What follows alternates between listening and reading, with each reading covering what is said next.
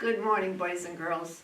By this point, you're either learning at home or you're in school, and depending on what you chose for your own education. But anyway, I'm just so glad we're still able to talk to you. This is our 10th story we've done this summer. That's kind of cool, actually. And so I'm still in the Old Testament, book of Daniel. And it is named after Daniel, and that's the man that we're going to talk to in our story today. Daniel in the lion's den, but it's called the Story of Daniel. And a new king had come into power in Babylon, and his name was King Darius. And he had a very large kingdom, and he needed help. One day he appointed 3 wise rulers to help him take care of his people. And one of these rulers were Daniel. So this is the story of Daniel. And there's Daniel and King Darius. I think you'll recognize it as we get going a little. Daniel loved God with all his heart. He always did his best, and so became the chief helper to King Darius. Daniel, said the king, of all my governors and helpers, you give the best advice. You work the hardest, and you rule more fairly than all the rest. I'm thinking of putting you in charge of the whole empire. What an honor that would be. The king's telling him that he's going to give him charge of his whole kingdom. When the other governors and rulers saw how well Daniel ruled, they were really jealous.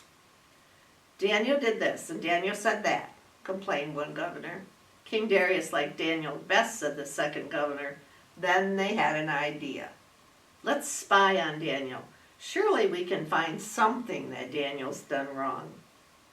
But when they met back together, not one of them could find one thing to criticize Daniel for. Daniel had never lied or cheated to anyone. That is an honest man. See, they're trying to figure out what Daniel had done bad.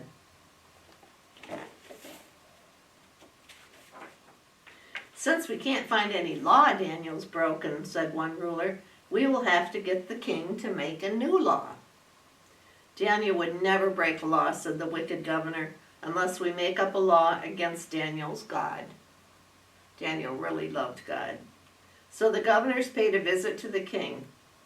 Oh, great King Darius, we have come up with a new law. Do you think they're being honest? I think they're just trying to kind of trick him. If anyone prays to God or man, except to you, during the next 30 days, he will be thrown into a den of lions. Now all you have to do is sign the law. Puzzled the king absently. So King Darius signed the new law. He signed a new law. See, kings were allowed to just kind of make the rules as they wanted. Daniel heard about the new law forbidding anyone to pray to God.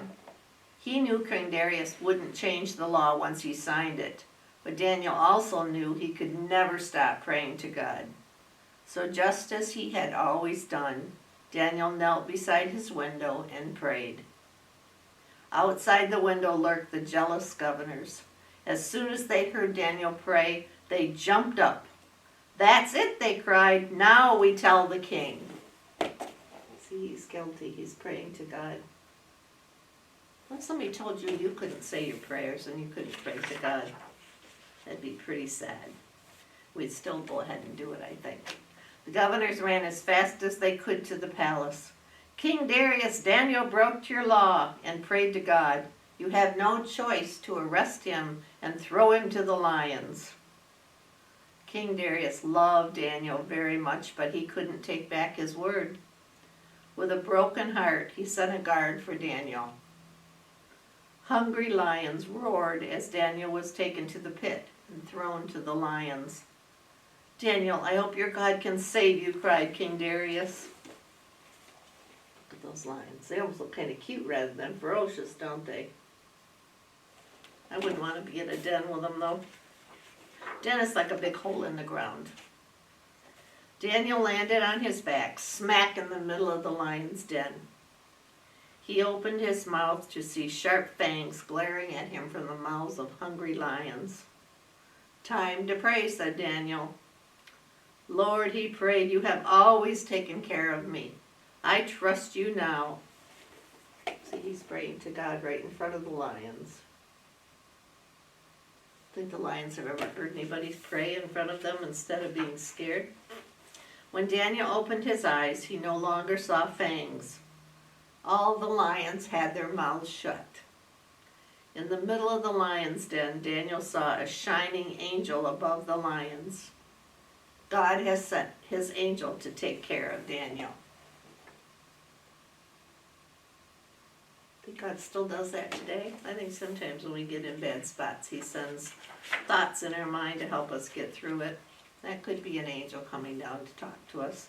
King Darius didn't eat or drink. He couldn't sleep the whole night, worrying about Daniel. Very early in the morning, Darius jumped up and ran to the lion's den. "Daniel," cried the king, "I know you serve the living God. Was your God able to save you from the lions?" Then King Darius held his breath and listened. "King Darius," Daniel shouted up, "my God sent an angel to shut the lions' mouths." When he was pulled up, Daniel didn't have a scratch on him. He just came up looking the same way he looked when he went down. "Hallelujah," shouted the king. "Send those wicked governors to the lion's den themselves." King Darius wrote a new law and sent it throughout the empire.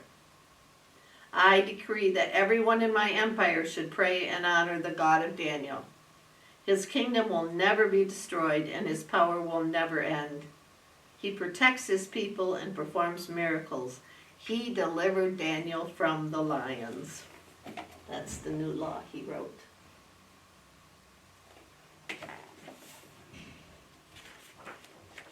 Daniel and King Darius were best friends from that day on. They were best friends with God too, and talked to God about everything. No one in the kingdom ever forgot about Daniel, the lion's den, or Daniel's God.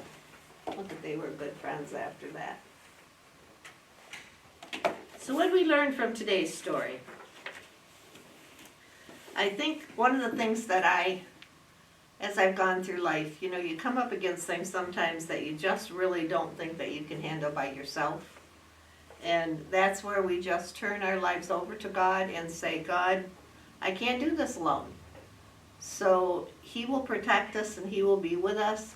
And I want you to remember that if God could save Daniel in the middle of the lion's den from those snarling, nasty lions, he can save you from anything that happens in your life. Just pray to him and ask him to be with you as you go through your week.